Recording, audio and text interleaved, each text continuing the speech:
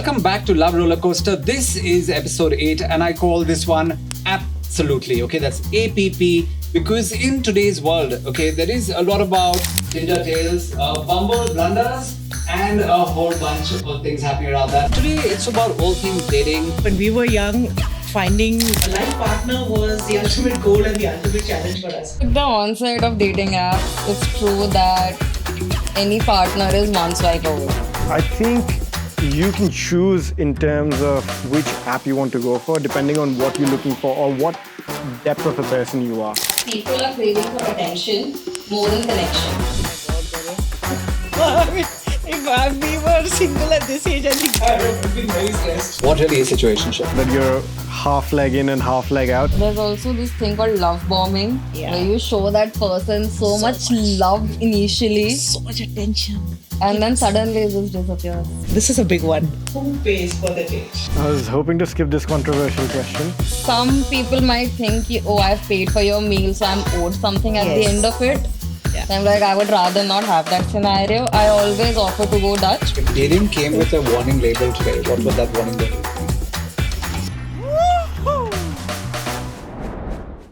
Hi guys, my name is Atharv. I've lived predominantly in Gurgaon and then moved to Australia for about a decade. So back in Gurgaon now, I'm an entrepreneur, and its dating scene has been a bit weird, especially with the cultural differences from Australia to India. But I found my feet, and this conversation is going to be really interesting. Looking forward to it. Diksha. All right. Hi, guys. My name is Diksha. I work behind the scenes in the fashion industry.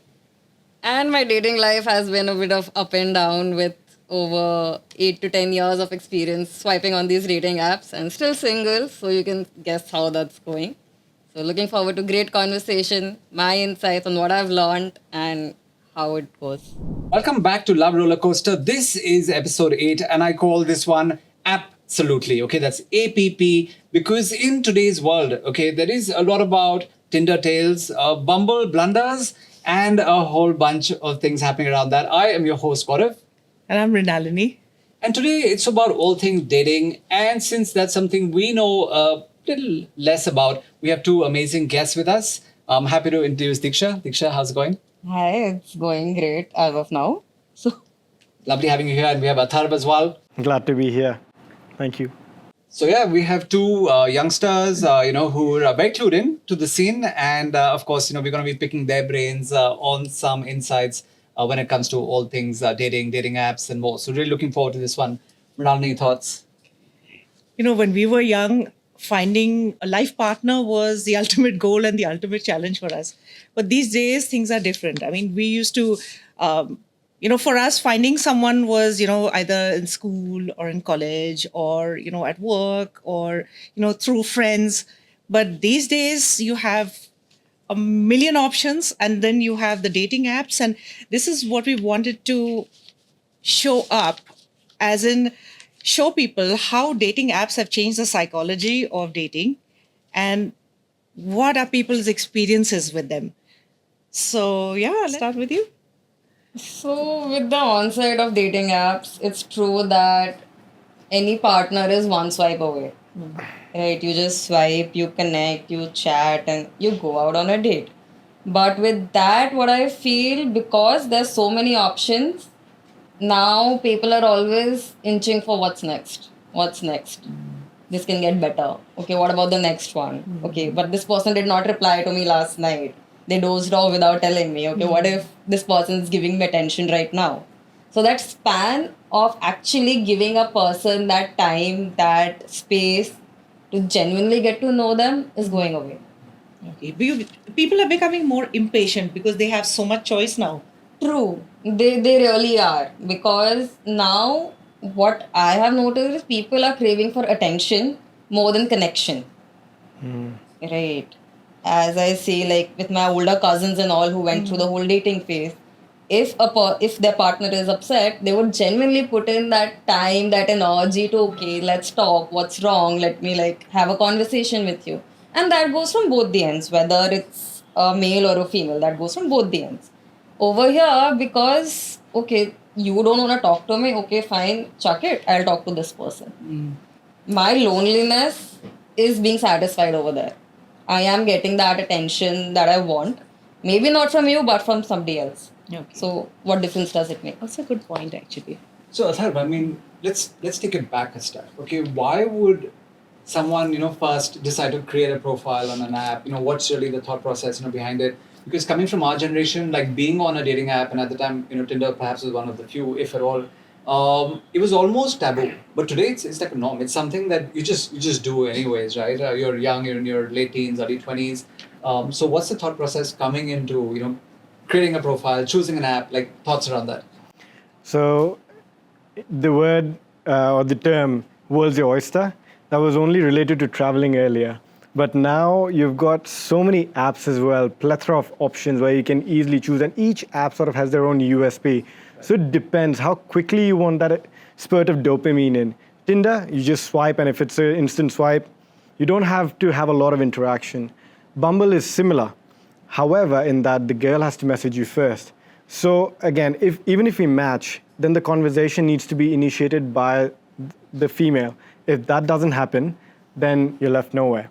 Whereas on Hinge, there's a bit more, it's not just only surface level of looks, it's a bit more on personality, on your prompts, and how it actually, it tells you a bit more about the person. Right. So I think you can choose in terms of which app you want to go for, depending on what you're looking for or what depth of a person you are.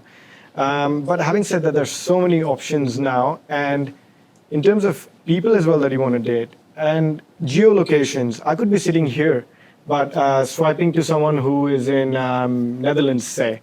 So that is very much possible, and that just sort of, I think it gives some people the kick, but I don't know what's that amounting to at the end of the day.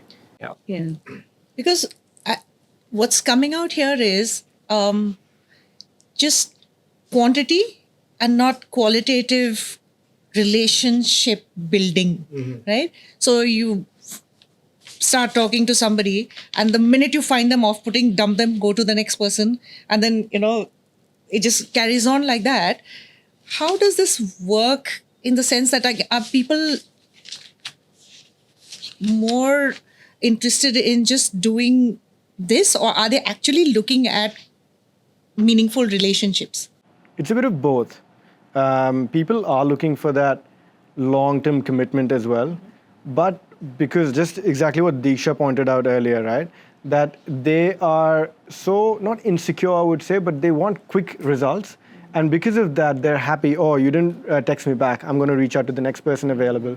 And because it's not because that they want to ghost the person, but because they're longing for that commitment as well, and they're not able to receive it from the person in the right amount, that they are willing to jump onto the next boat which is available.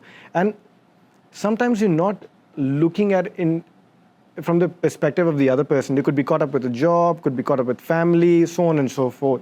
While on the other side of things as well, people who are there just for the short-term dopamine spurt, as I said, thank you next, thank you next, thank you next. And that sort of leaves it very, it's very muddled waters then. So Diksha, when you're like on an app, and of course, Athar just mentioned 3, which is Tinder, Bumble, and Hinge. But what are some of the other trending ones at the moment? See, for a short while, IELTS picked up quite well. So I have arranged a whole ranking system. Okay, lovely. Like I mentioned. So first comes at the bottom level, that's Tinder, which initially started as hot or not in India on Facebook. So that is when you're purely looking for hookups. Then comes the Bumble category. That is where you want to see what's in the market in case you want to go for a relationship. Then it's the Hinge category, where you are trying to convince yourself that you're looking for something permanent, but you're still not sure. So there, okay, you meet, you interact, you go out on dates, and like 2 months, 3 months down the line, this is getting too serious for me. Right. Then comes the IELTS category, where they are looking for long term, but not commitment right away. Like you give it 1 year. So on IELTS, you can actually say, okay, I'm looking to get married in like next 3 years. So you give it that space to breathe.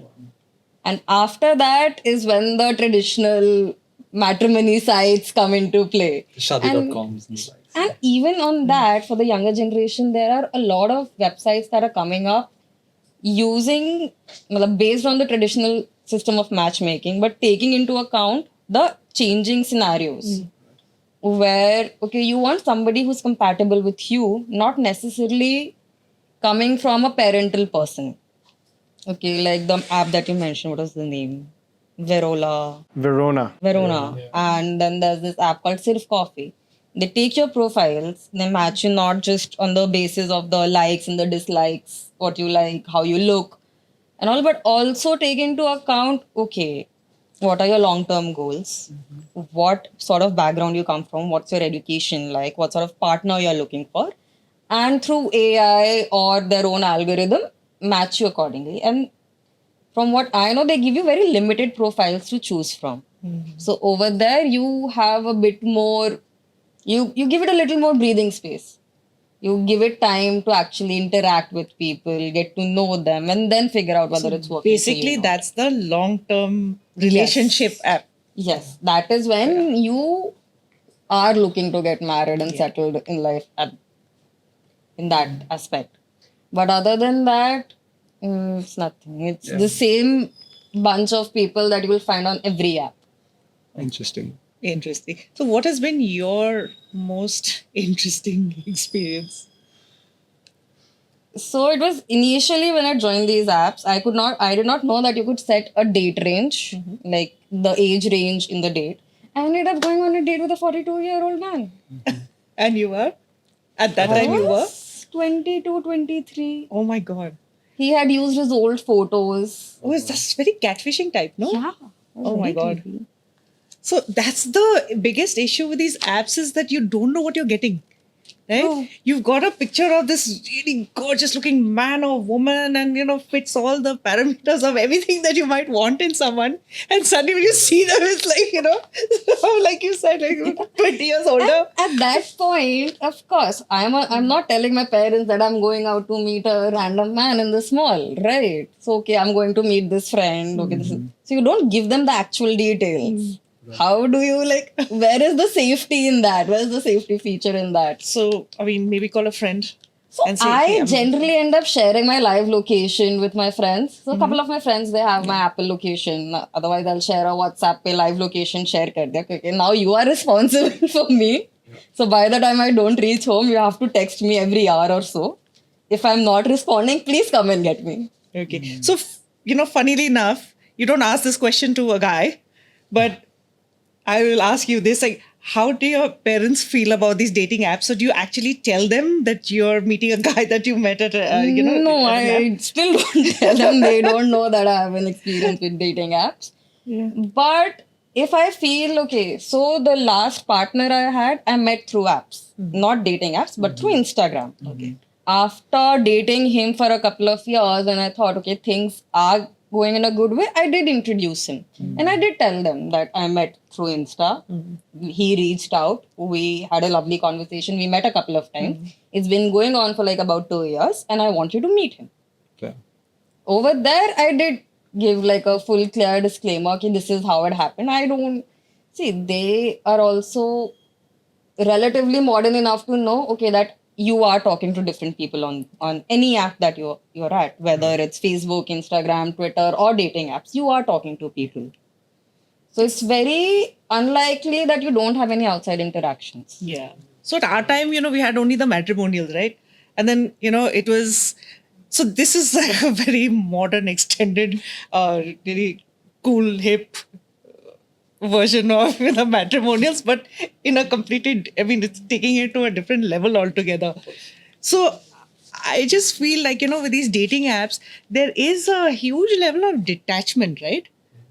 It's where, has it made it harder to find a partner because of the impatience and, the huge amount of choice that you have, that, everyone's willing to not really put in the effort to get to know somebody over a period of time? I think the criteria has changed and evolved as well, right?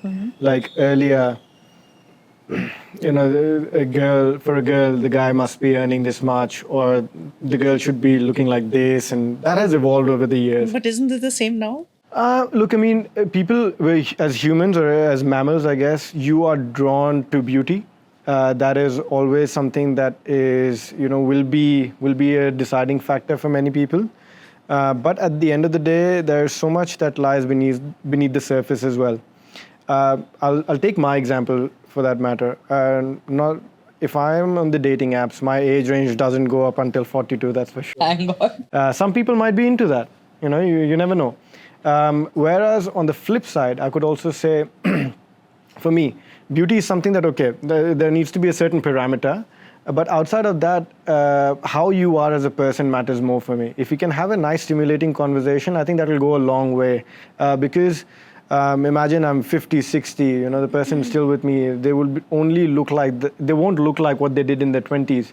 But I need to be having that sort of relationship with them, that sort of comfort. And I think that is something that I look forward to more in a person. And I think the prompts are a really good way for you to find out who the person is, how much depth they have. But you can lie there also, no? You can definitely. I could just chat GPT it, right? And then get the best. Everyone's using ChatGPT. It's like when people are creating their resumes today. I'm like, dude, the resume is science fiction, right? They've just put in your company, okay? And similarly, they would have actually put in the profile of this person, saying this is the person. What are their triggers? How can I seem most attractive to them? And then a couple of meetings down the line, it's probably like a horror story. Yeah? But how far can you push it till? Can you push it for over a year, 3 years? Then you're basically a con man. Within the first 3 meetings, you can gauge what a person's like. Unless you're very dumb. Okay. Exactly.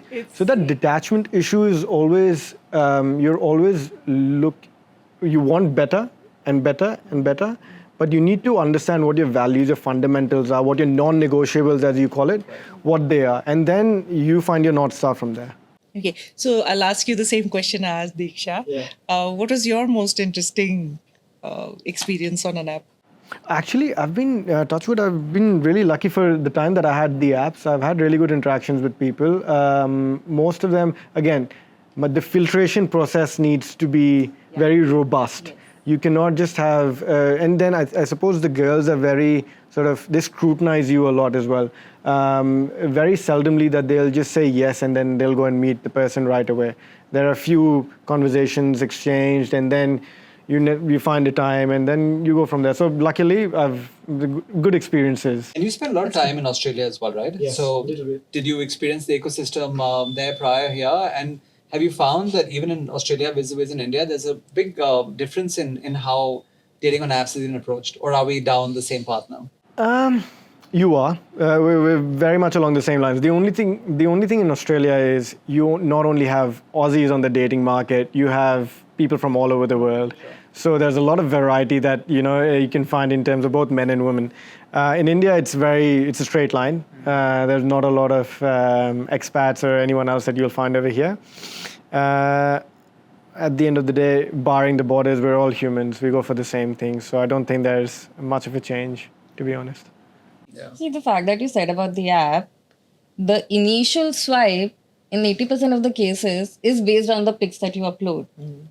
Definitely. Right. So ultimately, my first interaction with anyone that I swipe on the app is based on the looks, the conversation and the prompt, that comes quite later on. Yep. But ultimately, it's all about, initial connection is all about how you look. Is there a video element as well, or is this just still pictures? No, there are videos as well. I think 10-second videos or whatever, that's the max you can put. There are audio prompts that you can put in, and then there are video prompts that you can put in, and stills are always there. My God, Gaurav. If we were single at this age, I think I would have been very stressed. Agreed. I know. So, there are certain terms that are going around today, and of course, Gen Z, lingo as well. I thought we could talk about some of these, terms and what they really are. Let's start with situationship, and that's our third first for you. So, what really is situationship? I think most of these terms seem that you're half leg in and half leg out. That's what they seem to me. Situationship is that you've got someone for a certain kind of situation. I guess that's what that means. Diksha, any thoughts on that? So, this is a friends with benefits kind of thing. That would be one situation. Yeah. Like not in a relationship, but not in a relationship. Correct, like not correct. committed So it is actually like, I like you, you like me, but we're in this together only for this certain duration. so it's another word for like, change my job, I might never see you again. yeah. So basically it's like, okay, you're just there for my convenience when I need you. It's very circumstantial, yes. Yeah. It's I mean, I love these terms they have for these things, the euphemisms, which just make something stupid sound, better. Exciting, yeah. You need to have some sort of a glorious term to hide your... Yeah. How about So basically, breadcrumbing? So that is when, say, if I'm texting somebody, I'll leave them on red for 2 days, but then suddenly, ki, oh, hey, what's up? How are you doing? Then again, have a little bit of conversation and then go again. So that is basically what breadcrumbing is. You're not letting the person know that you're not interested in them because you're still getting that dopamine hit when the other people are not available. yeah. So basically giving them just that enough to keep interested in you. To keep them coming back, you Yeah. just give them like a little bit. That's horrible. These are very toxic. People who play these mind games, like again, with all these relationship issues, like people who do these things, these are the red flags that, we will be Initially, talking about. It's very difficult to realize these red flags because you give that person that benefit of doubt. Okay, might have been busy at work. Yeah. Okay, might have been with family. Okay, I knew that this project was coming up. So he's occupied over there. You don't realize that what's happening to you. And that's what happens. The person who is wants to be involved in a relationship, a long-term commitment, they go through experiences like this, and then it just turns them around as well. Then they go like, no, I don't want to get married. I don't want to have a partner. Right. And these small little instances, the person who's playing them, they might or might not know that they're doing this, but more often they do know that. Doing this. And that's what turns. It probably goes both ways also, and hence. They're both probably playing that game, just seeing how this Not plays always, out. not always, It's possible. And the fact is that, when do you get smart enough to realize that this is what's happening to you? When the third party points it out, usually your friends. Yeah. But sometimes you're also stupid and you're not really taking that advice, right? You're thinking that I know It's better. like wishful thinking, no? True, you are giving that person of the benefit of the doubt. You're telling your friends, no, you don't know them like I do. Yeah. You do that. Yeah. Then you end up crying or drinking or something. When you want it so badly that you're wishing and Exactly. So waiting for it to work. That one text message from them, okay, oh hi, yeah, this person's back in my life, and you get that happiness from them. Yeah. Right. That happens when you give a person so much space in your life. They give them a lot of power over you. Exactly. And your And that emotions. other person owes you nothing. They can just walk off and it will not hurt them a pinch. Yeah. But over here, you will be the one who will have to reassess a lot of things. And then, it takes a toll on your self-esteem It also, does. right? And it's a constant push and pull and, you're getting like whiplash. One moment you're getting so much attention and the next moment there's no attention. And please, everybody realize that this is just not good. If somebody's doing this to you, maybe walk away. Yeah. So, that's. No. There's also this thing called love bombing, Yeah. where you show that person so much love initially, So much attention. and then suddenly it just disappears. And then you're like, okay, Just what ghost them happened? then, huh? Yeah. So that is what ghosting is essentially. Yeah. I've I been thought ghosted ghosting only multiple happens in times. sales. No, I've been ghosted Ghosting multiple happens times. everywhere. It happens with friendships. It happens with relationships. It happens everywhere. True. It's very common. Yeah. More often than not, I think because the other person does not have enough guts to actually tell you, okay, it's not working out from my end. So that is why all the people that have actually had that conversation with me, I'm so grateful. At least you told me that it's not working out, and I'm not left over here. Okay, maybe this person will reply today. That's the kind of transparency salespeople appreciate as well. You've been trained the It hard is a way. transaction after all. Yeah. But it's true, you're right. I mean, a lot of people don't have the ability to tell somebody no. So as a result, like, even in friendships, even in a lot of things, you're asking somebody a question. If they don't want to say no to you, they just don't respond to you. And that is worse. That's more irritating. Exactly. Because you're like, give me yes, no, maybe. I'm not going to hate you for life if you just say Exactly. no. But a lot of people don't have the ability to say no. And as a result, So what would you do in this situation? So let's say you met someone on an app, or I guess you guys connected on Instagram as well, and then a few days later the ghosting situation did happen. would you then end up like blocking each other out, or So- still stay connected? How does that really work out? Initially, it used to pinch a lot. Okay, why is this person not reverting? A lot of it came down to self-doubt. Okay, maybe I said something wrong. Maybe I did something wrong. After years of therapy, I've realized that it's them, not you. It's them. And ultimately, you just end up forgetting about them. Okay, okay. Then now, whether you block them or don't block them, does not really matter. Right. There are times when the person unfollows you, you don't even realize. Right.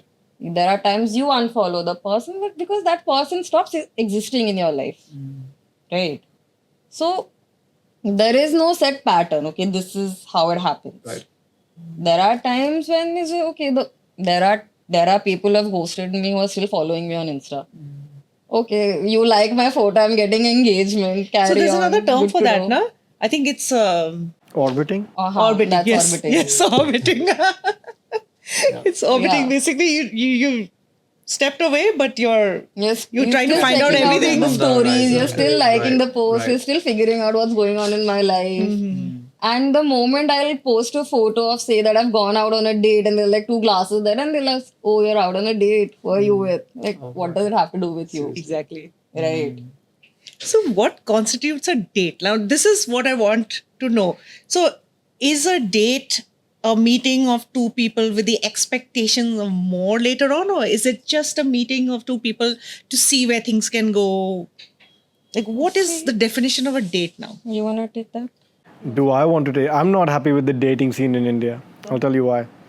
The first time that I meet someone, I would be very happy to sit across the table, have a coffee or a meal or whatever. However, as it evolves, I'd rather have, I don't only want it a dinner conversation or a coffee conversation. I'd rather do it as, we go out bowling or we do something else. We go, so activity based, where you can get to know how the person sort of reacts or is around, different stimulants in their life. And I feel there are a few things what you can do over here in Delhi and Gurgaon, but the options are very limited. I feel there is no expectation. There shouldn't be any expectation because it's a two-way street. But definitely the date, what the purpose of the date should be, and again, I'm sure you've cleared out your intentions before you go for a date, that what you're looking for, and then that's what will constitute as a date. For some people, it could be Netflix and chill. For some people, it could be, getting to know the other person. For some people, it could be a hike. I think dating, the term is very subjective as well. Okay.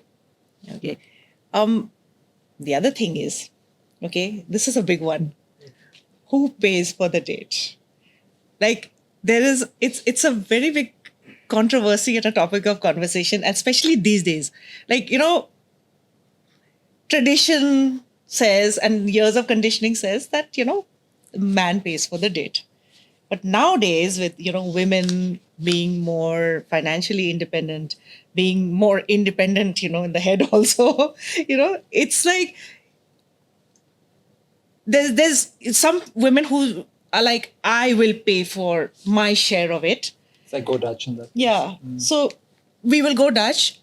But there's also another school of thought which says that if the guy doesn't pay for the date, then he's a bit of a cheapie. You know what I mean? So what is your take on this? I am always up for Dutching. You see, firstly, some people might think, oh, I've paid for your meal, so I'm owed something at the Yes. end of it. Yeah. So I'm like, I would rather not have that scenario. I always offer to go Dutch. That is entirely on the man whether he accepts it or not. Because fragile male ego. They do tend to take it the wrong way. What do you think that I can't pay for us or what? I always offer to go Dutch. And if there is a second date, if the first date the man has paid, the second date I'll make sure that I pay. And for example, when say we have gone for a movie, so either I pay for the ticket, he pays for the snack inside, or the other way around, or something along those lines. Okay. So Your thoughts on that? I was hoping to skip this controversial question.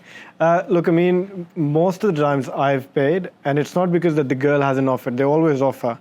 But I mean, I don't know. It's just always been taught to me that you always pay for it, and I'm happy with it. I don't. But once it translates to date 2, 3, 4, 5, then I'm not keeping a track of it.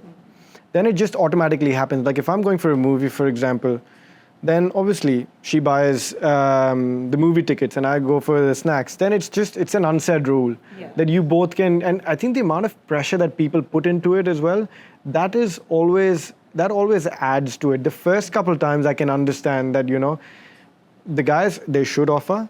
If the girl really wants to say that, I really want to go Dutch, this is not done, then you just Dutch it. And you respect the other person's feeling as well. And then you perhaps talk about it as well. Some people, they don't want to do it because they feel, again, fragile male ego. But then ladies are very much capable of, picking up their own tab as well. Then we go back to the time, when we started seeing each other, and of course, it's a long, long time back. So initially, I was, of course, paying for everything, but then she was making a lot more money than I was making at the time. So eventually, she was paying for like holidays and trips, and she's like, "Oh, the tickets to Goa on me," and I'm like, "I can live with that." So yeah, but I do You get saved where you're yourself. coming from. Otherwise, I was like, you better not have stopped it. I was paying for everything. Yeah. So yeah, I actually wasn't paying for everything. Yeah, no, that's fine. I mean, I In think fact, when we first met in Cody, and that was like Millennium New Year's, so again, ages ago, I was buying the drinks, but she's like, "Okay, let me cook you breakfast." So that worked out pretty well because she had we were she broke. hadn't been We had working no at the money time. at That all. time Okay, we I was weren't, earning right? $4,000 a month, and all our money went in buying the train tickets to get to Cody. So he was like, we came to this agreement where he was like, okay, I'm gonna buy you the meals, but breakfast you guys make for us. So for me, I was like, sure, we can do that. Nowadays, who pays for it is a very tricky situation because again, initially, if I am looking at somebody with a love interest, okay, this might be my future. I also want to know, okay, what is this person capable Yes. of? What sort of life am I looking at with this person? Will he be able to provide for Exactly. me? Even though I can provide for myself, but yes. So when But- you're on a date today, Diksha, Yeah. like what is it that you look for, and has that changed over the years as well? Initially, I'm looking, it has more or less been the same since I have been on these platforms. It has always been, am I at ease with this person? For ease enough for it to there be a second date or not? Right? How the conversation is flowing. How does he react when I counter his point? Right. Okay, if say there are times when we are stuck in a traffic, how does the person react at that point? Does he get frustrated? Is he trying to like still have a good time when there's all this honking and irritation going outside? Response So- under pressure. in a way. Exactly how good of a time I have with that person. Does it feel like, okay, yeah, now 1 ghanta ho gaya, I need to run now? Or does it feel like, okay, I could spend a little more time with this person? That is what ultimately leads to the second date. Yeah. If every minute that's ticking feels like a task, I'm not meeting that person. If you're with the again. rage boy inside a car, you'll be like, nope, not for me. Yeah. How about for you? I know right now you're in a relationship, so you're not on the apps, but when you were, what is it that you were really looking for? It has evolved definitely over the years. From being a person who would be very happy ki bhai first date, I've secured that. We'll think about second, third after, doesn't matter. Where now the mindset was basically seeing what the person is and for a longer term. Like, I mean, again, how do they react under pressure? How are they with other people? I think it's a very important thing that people should look at. How are they open to having direct and open conversations? How not emotional, but how emotionally stable they are.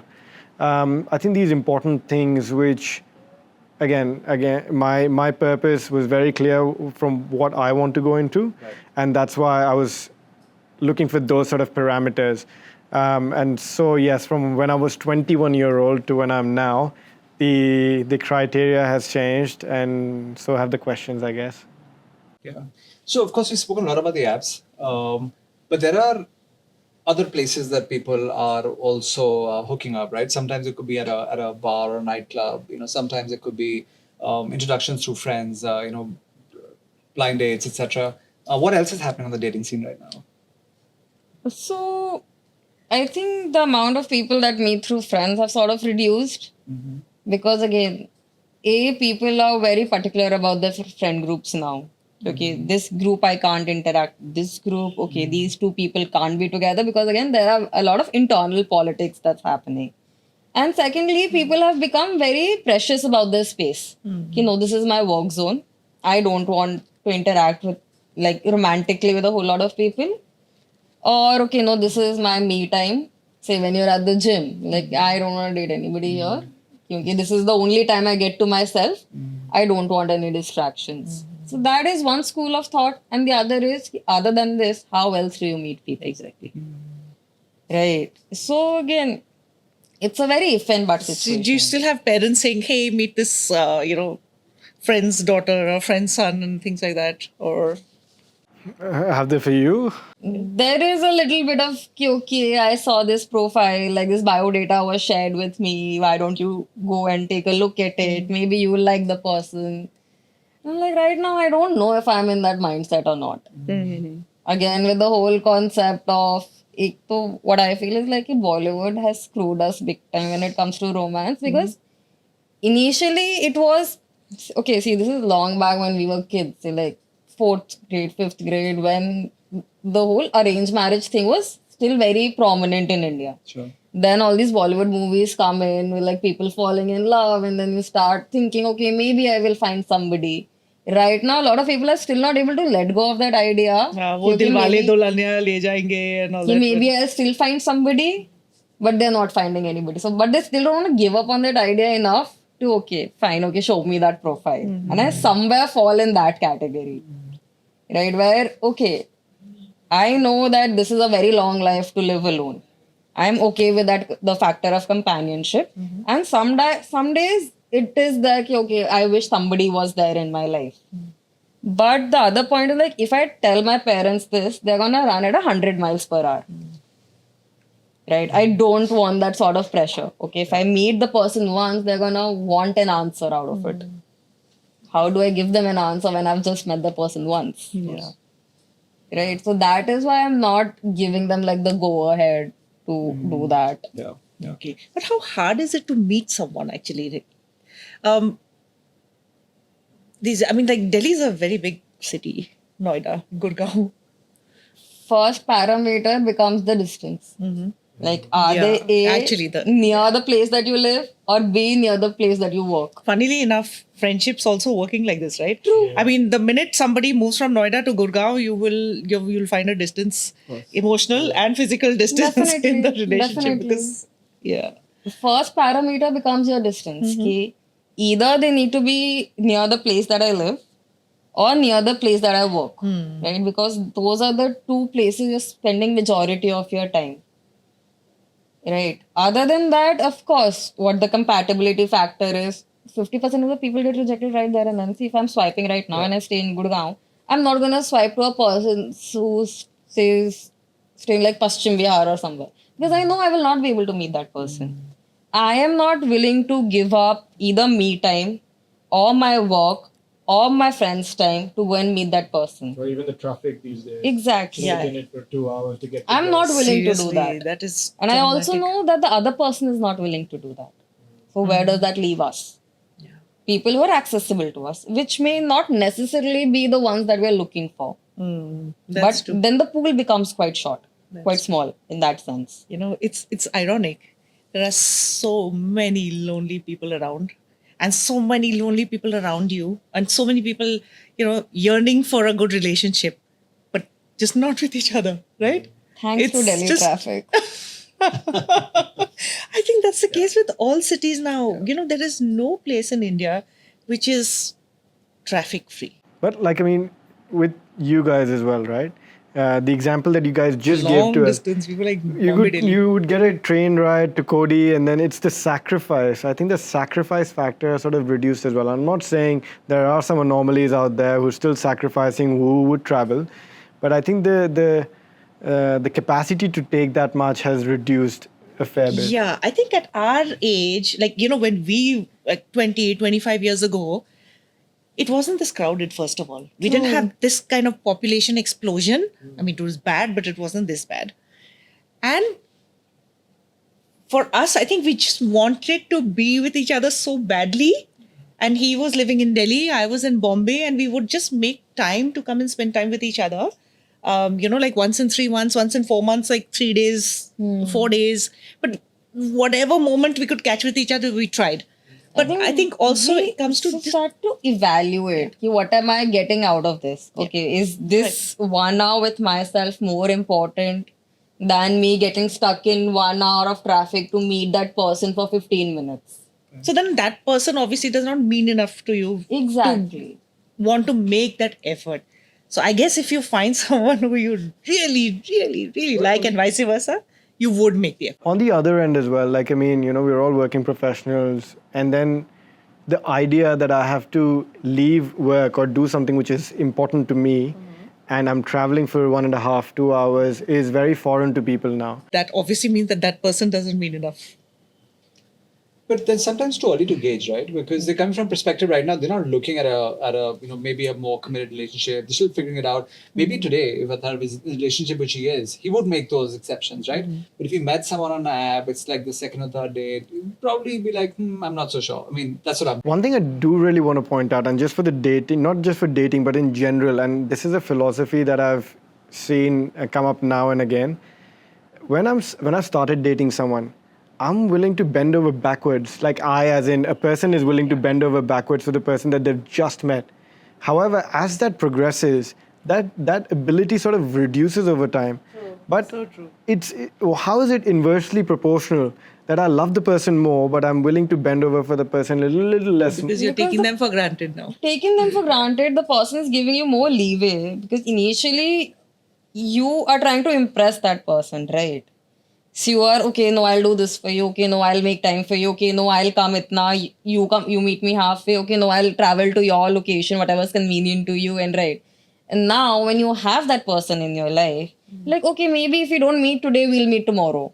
Right? What's the harm? It's just one day. Yeah, the novelty kind of wears off. Yeah. There's also, you kind of get a little complacent and stuff like that. Yeah, as it's well. basically the catch.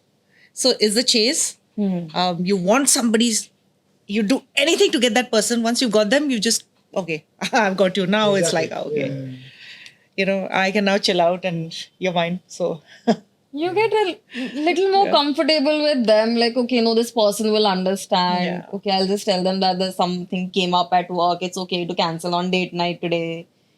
Maybe that person is really looking forward to it, right? Maybe they had a crappy day and they just want to sit and talk to you about it. But okay, your work came in, so you are canceling it out. And of course, everybody understands work. Work does not care about your personal time, about your personal relationship. Funny you said that, the communication, but the semantics of, just sending a text over dating apps, because people are very conscious of the fact that they don't want to share their phone numbers straight away. So there's a whole, you text for a fair bit and then you get on a call. What I mean over text in my head could mean something else, but the person who's reading it could mean in something entirely different. So then basically there's a miscommunication. Yeah, the semantics of a text, yes. That's true. What is advice that you'd give to people who are just, fresh into the ecosystem of dating apps? What are some mistakes that you made and you would like to tell people that, hey, these are things that you should be wary of? Firstly, always stay safe. If you can, carry a pepper spray with you. I hope it does not come in handy, but there's no harm in carrying one around. And secondly, always maintain your boundaries. Don't let a person push you to a place where you don't want to be. For example, you meet this person, say, for the third date and they want to kiss you, but you don't want to kiss them. It is okay to say no. You sometimes, because, okay, yes, this person is new in my life. I'm having those happy feelings for this person. I want them to stay. What if me saying no makes that person feel bad? Yeah. Right? Under pressure. Have very clear boundaries and stick to them. There's no harm. If the person gets angry over this, then you don't want that person in your life, right? You don't want a person like that. Have your boundaries, stick to them. People who want to stay will stay. Those who don't respect your boundaries will go. Yeah. Athar, what if something like this happened? Okay, and I've heard of instances of this happens, and you come from a family which is, fairly well-to-do. You could be fairly successful yourself, and then people target you, like honey trap you on the apps. where they're actually coming in and they're, they find you, and then, once you actually go on a date, okay, and I heard of this happen to someone where they went on a date, and the next day you had like the SHO of the Thana, landed up at this guy's house and with the brother of that girl, and saying that, hey, something happened and there was an attempted rape and up to andar ho gaye, and I need this much money from you. So it's like honey trapping and stuff like that happening as well. Something like this happened to a friend that I know of, and it's rather sad. I mean, I don't know what the intentions were. The intentions could be, the pure, just to go and have a date and have a good time. But I think it just goes back to the other person as well who's done. If that's happened with them, then I feel very sorry for them. That's obviously a real case. However, on the other end, with a malicious sort of intent to go on a date just to get money out of it, I think that is something which is beyond me. Why would someone do that? Like, if there are enough scammers out there, you don't need another sort of scam in a world that already, people are walking on eggshells, finding the right person. So, yes, and I don't know, there's one app called Raya. We haven't spoken about Raya, but it is for basically people or who are creators or of a certain level. No one can download Raya. You need to get invited to Raya by a person who's already on Raya. So it's a very closed network. They've got the FOMO factor as well, but I think that sort of prevents any of these honey trapping situations happening with someone. So this is actually very interesting because, yes, now with Raya, I suppose it's more like,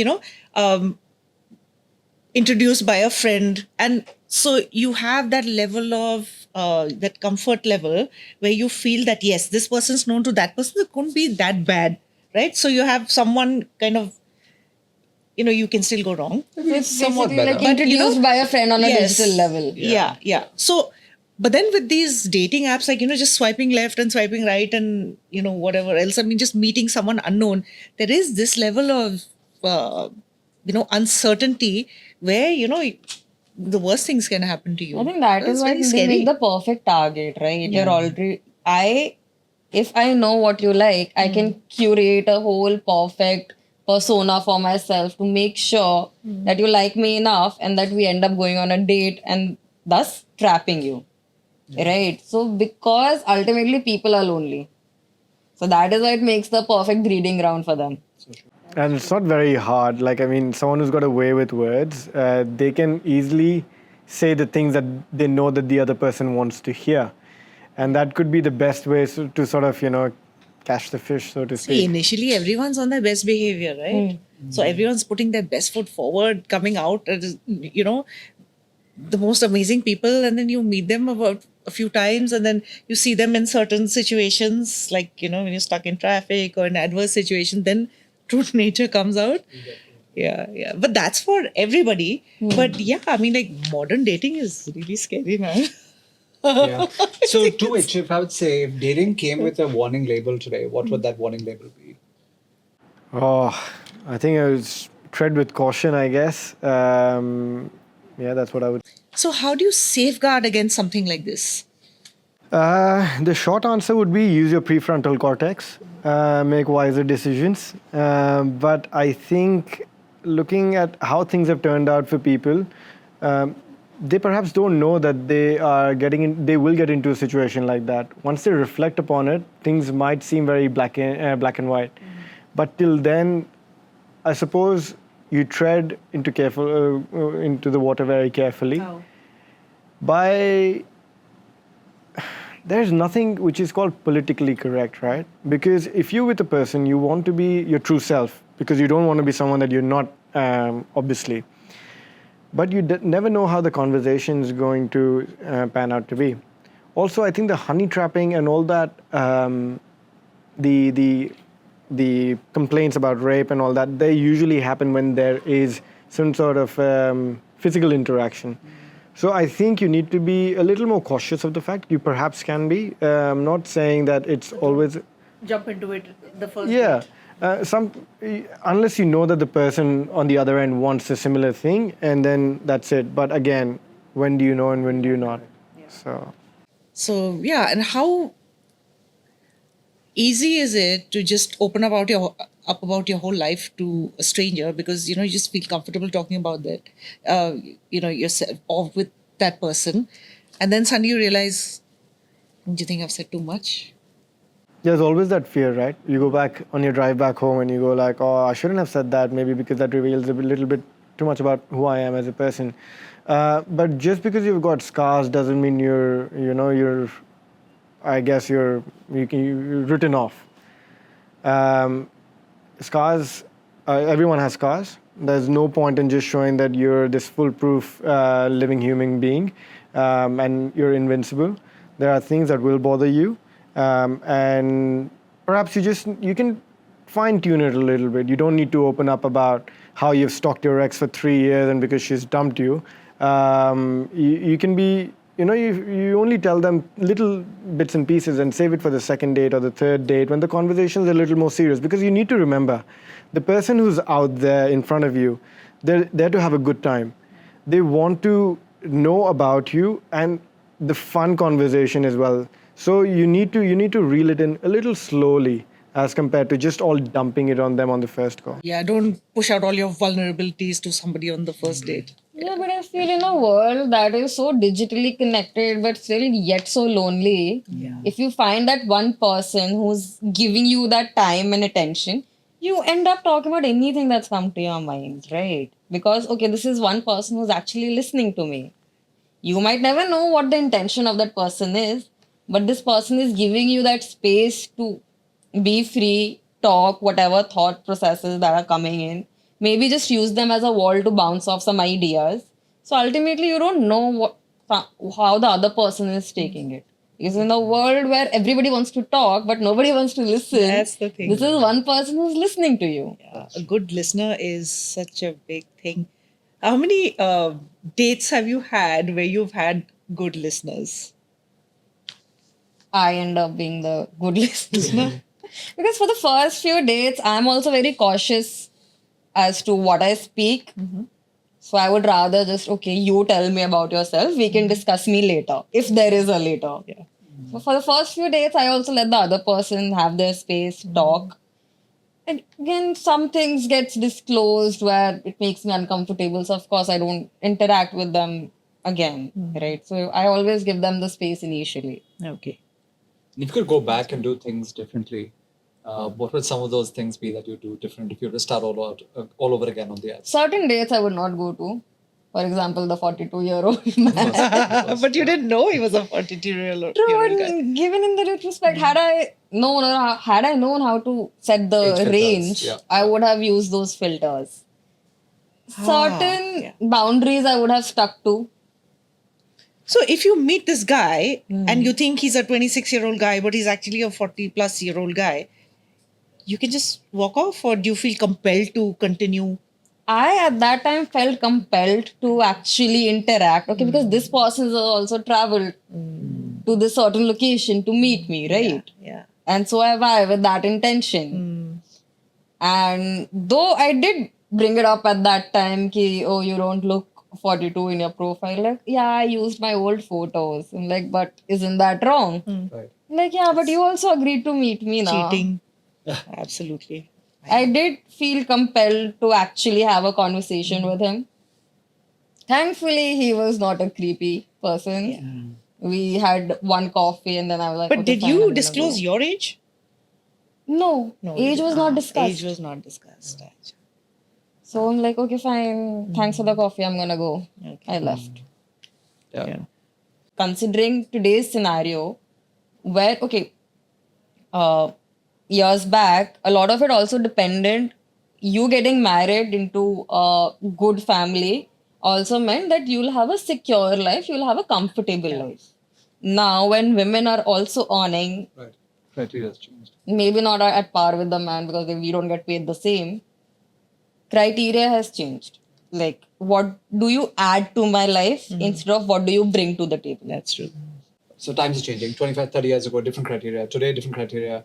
I listened to a podcast recently, and this guy's like, in Japan already, you have a significant amount of the population who is right now dating a virtual being, right? Someone doesn't exist. And he says for 2 generations down the line, he says potentially what's going to happen is that your grandkids potentially going to be dating someone who is a robot. Okay, it would not look like Robocop. It's actually going to look like, either Megan Fox or Brad Pitt, but it's actually going to be a AI powered robot. So they're like, even that's possible. So thankfully, So the world hasn't come to depressing. that right now. Seriously, so depressing. My God. Hopefully it doesn't. I know. I hope it doesn't come to that. Yeah. But one question I want to ask you was: have any of you experienced? Have any of you had a date with someone like out of your city on these apps? Like, have you found someone in Mumbai or Bangalore or Bilaspur or wherever? I met somebody. He was in US Uh-huh. and he was swiping in Gurgaon. Really? Yeah. ठीक है, he was traveling to Gurgaon at that time. Okay, in the next few months I will be traveling there. That is when we ended up meeting. But yeah, he was there. He was swiping yours. Exactly what happened. Like I know a lot of people who live in different parts of the world. They know Right. they're going to come back home for a certain period of time, so they start swiping in advance. Right. That's the beauty of the apps as well. You can have a good pipeline before you even get to the place. You can have your roster full Yeah, exactly. even before you have like touched me. Oh gosh, you have that's interesting. Yeah. Well, once again, thanks guys, for making the trip. I know it's a long trek, from home to get here, and truly we couldn't have done this episode without you guys. Thank you so much for all that you shared and brought to the table. And really, I'm sure the audience is going to love this one as well. Again, drop in your thoughts, put in your comments in the chat box, both on Instagram as well as YouTube as well, and let us know what you thought and if you'd like more such content. Mrinalini, any parting advice or words? No, this has been so educational for me. It's been amazing. And thank you guys. I mean, it's really been wonderful speaking to you all. And time has just flown. Yeah. And it's been very enlightening. Yeah, good conversation. Yeah, it was fun. And thank you so much. Thanks for Thank having me. you. Great to have you all here. Cheers.